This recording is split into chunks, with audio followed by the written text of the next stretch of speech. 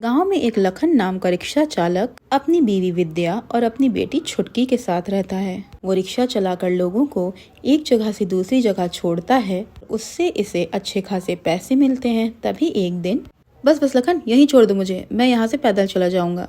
धन्यवाद, बहुत अच्छी सवारी रही। तुम काफी अच्छी तरह से ऑटो चलाते हो और साथ ही बातचीत करने में भी बहुत अच्छे हो, जिससे ग्राहक को अपनापन महसूस होता है। ऐसे ही रहो।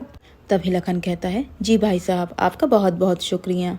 लखन के जीवन में सब कुछ ठीक चल रहा होता है, पर इसके बाद भी उसे संतुष्टि नहीं मिलती और वो बस पैसों के लिए रोता रहता है। तभी एक दिन, अरे रे रे, आज भी ठीक तरह से कमाई नहीं हो पाई। पता नहीं कब बनूंगा मैं पूरी तरह से अमीर। तभी विद्या कहती है, बस कीजिए छुटकी के पापा, और आप कितना लालच करेंगे। हम जैसे जी रहे हैं वो बहुत अच्छा जीवन है। अच्छा खाना है, अच्छा घर है, सारी सुख सुविधाएं हैं। और क्या चाहिए जीने को। आपका काम भी भगवान की कृपा से अच्छा ही चल रहा है। तभी लखन कहता है, लेकिन विद्या, मेरा मन ही नहीं भर रहा है इतने पैसों से। मुझे और पैसे चाहिए, जिसके बाद मैं हम तीनों के लिए और भी अच्छा जीवन बना सकूंगा और हमारे पास और भी ज्यादा अच्छी से अच्छी चीजें होंगी। तभी विद्या कहती है, नहीं जी, मुझे नहीं लगता कि हमें अब उन सब की जरूरत है। जो है व्यक्ति को उसी में खुश रहना चाहिए। मन खुश तो सब कुछ सही। दूसरों को दिखाने के लिए हमें कुछ नहीं करना चाहिए। तभी एक दिन लखन जब रिक्शा चलाते हुए कब्रिस्तान की तरफ से जा रहा होता है कि तभी वहाँ से एक अजीब सी उसे आवाज सुनाई देती है, खजाना, उस कब्र में खजाना है, खजाना, उस पहली वाली कब्र में खजाना है।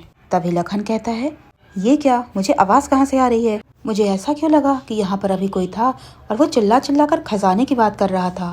पहली कब्र में खजाना। लखन डर तो रहा था, लेकिन खजाने का लालच उसे वहाँ खड़े रहने का साहस दे रहा था। तभी लखन उस कब्रिस्तान की पहली कब्र की तरफ देखता है तो उसे उस कब्र में से एक हल्की सी चमकदार रोशनी दिखाई पड़ती है। तभी लखन कहता है, ये क्या, लगता है ये पहली कब्र में ही खजाना है।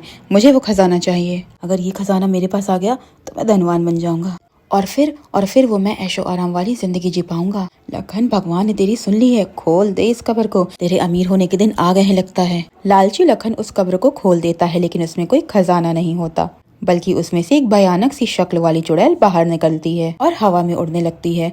उसे हवा में उड़ता देख लखन के रोंगटे खड़े हो जाते हैं। तभी वो जोर जोर से हंसने लगती है और कहती है, मूर्ख रिक्शा वाले, तुझे क्या लगा कि वो आवाज सच में किसी औरत की थी। अरे वो आवाज मेरी ही थी। मैं कब से इस कब्र में कैद थी। मुझसे जुड़े कुछ लोगों ने पूजा पाठ करके मुझे इस कब्र में कैद कर दिया, पर अब मैं चुड़ैल बन के बाहर निकल चुकी हूँ और अब मैं तेरे शरीर और बदन का सहारा लेकर इस गांव के सभी लोगों को खा जाऊंगी। बरसों की भूखी हूँ मैं। इतना कहकर वो चुड़ैल जोर जोर से हंसने लगती है और लखन वहाँ से भाग जाता है। लखन चुड़ैल के चंगुल से भागने की कोशिश करता है, लेकिन चुड़ैल अपने मुंह से आग निकाल कर उसे रोक लेती है। वो आग लखन को चारों तरफ से घेर लेती है। उस आग का रंग लाल होता है।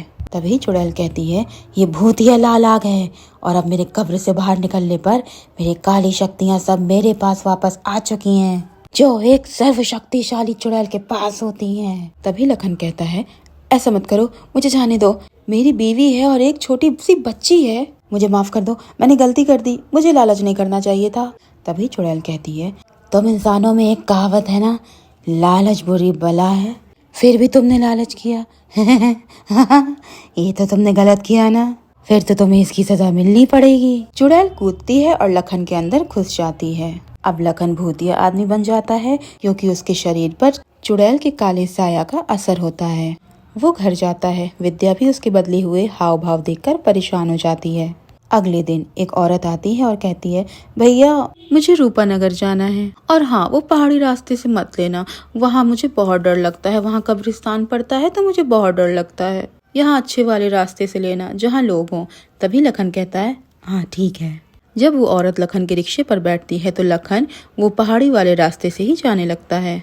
ये देखकर वो औरत हैरान हो जाती है और लखन पर चिल्लाने लगती है, ये क्या बात हुई भला? अरे तुम बेवकूफ हो क्या? मैंने तुम्हें बैठते समय ही कहा था कि इस रास्ते से मत लेना रिक्शा, क्योंकि यहाँ पर कब्रिस्तान है। अभी थोड़ी देर में कब्रिस्तान आएगा।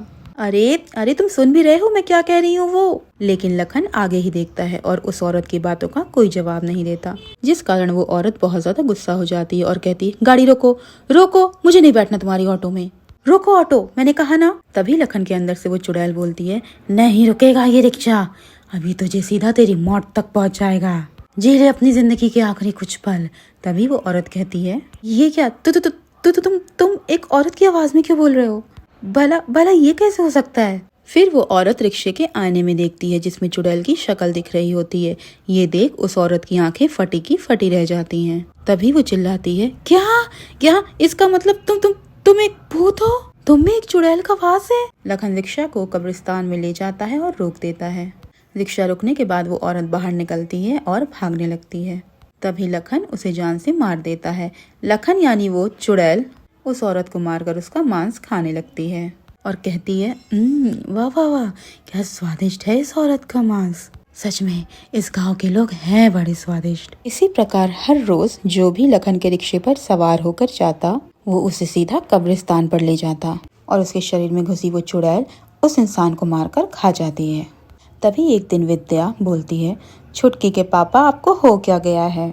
आप बड़े गुमसुम से रहते हो, न ठीक से बात करते हो न कुछ हुआ है क्या? कोई परेशानी है क्या? बताइए ना। लेकिन लखन विद्या को कोई जवाब नहीं देता और चुपचाप सो जाता है। विद्या को अब अपने पति के इस अजीब से बर्ताव पर शक होने लगता है।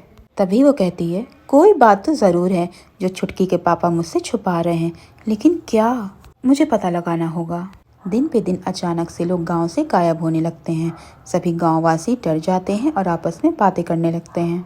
एक दिन जब विद्या कपड़े धोने जाती है, तब वो देखती है कि लखन के कपड़े पर खून के कुछ दाग होते हैं। उसे देखकर वो डर जाती है और वो उस खून को सूंघती है। तभी उसका डर और ज्यादा बढ़ जाता है। तभी वो कहती है, हे भगवान, ये खून तो किसी मांस का लग रहा है, लेकिन ये छुटकी के पापा के कपड़ों पर कैसे? मुझे तो कुछ समझ ही नहीं आ रहा है। आज तो मैं छुटकी के पापा से इस बारे में जरूर बात करूंगी। विद्या एक दिन दूसरे रिक्शे पर बैठकर सामान खरीदने जाती है। तभी वो देखती है कि लखन जंगल के रास्ते कहीं जा रहा है। उसे देखकर वो हैरान हो जाती है और कहती है, ये छुटकी के पापा इस समय जंगल के रास्ते से कहाँ जा रहे हैं? इस रास्ते से तो कब्रिस्तान है, मुझे उन्हें टिफिन देना है। आज वो भूल गए थे।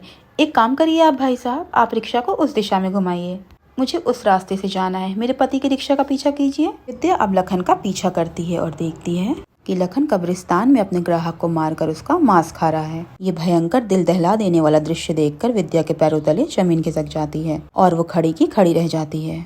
तभी वो कहती है, ये कैसे हो सकता है? इसीलिए इनके कपड़े पर खून के दाग थे। नहीं, मुझे बाबा के पास जाना होगा।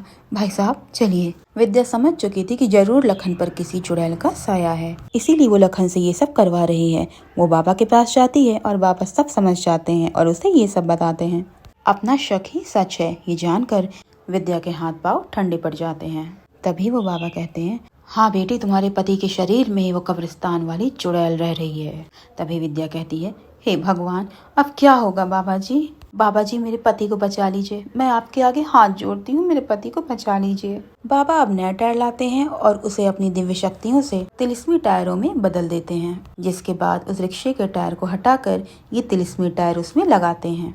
और जैसे ही लखन अगले दिन उस रिक्शा को लेकर कब्रिस्तान की तरफ जाता है, तभी रिक्शा कब्रिस्तान के रास्ते की तरफ ना जाकर दूसरे रास्ते पर जाने लगता है और ये सब उन तिलिस्मी टायर के कारण होता है। तभी लखन के अंदर बैठी वो चुड़ैल बोलती है, ये सब क्या हो रहा है? ये रिक्शा दूसरी तरफ क्यों जा रहा है? तभी कुछ दूर आगे जाकर, ये क्या, ये तो एक मंदिर है। रिक्शे में लगे तिलिस्मी टायर उस रिक्शे को मंदिर की छांव तक ले जाते हैं, जिस कारण लखन के शरीर से वो चुड़ैल बाहर निकल जाती है और दर्द से करहाने लगती है। तभी वहाँ पर विद्या और बाबा आ जाते हैं। तभी चुड़ैल चिल्लाती है, ओ नहीं। तभी बाबा कहते हैं, अरे ओ चुड़ैल, अब तेरा अंत निश्चित है। बाबा उस मंदिर में रखे त्रिशूल से ही उस चुड़ैल का अंत करते हैं और लखन उस दिन से लालच करना छोड़ देता है और इस प्रकार अंत में सब ठीक हो जाता है।